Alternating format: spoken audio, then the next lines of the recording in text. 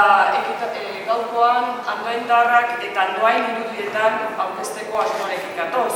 Andoainen historia ezagutzera emango zaizuena, segurazki asko, gauza asko eta gehiago ezagutuko dituzue, baina etxean gordetzeko altxor bat edukitzeko aukera paregabea dugu.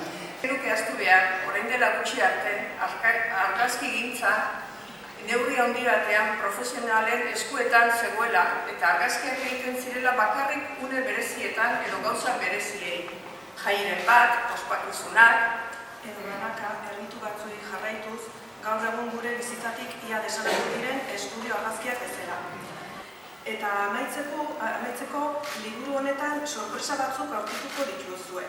Musika, bideoak, bizi garen garai teknologiko honetan interesgarria iruditu zaigu mundu horretan sartzea, eta horregatik hainbat irudiei efektu berezi batzuk erantsi dizkiogu.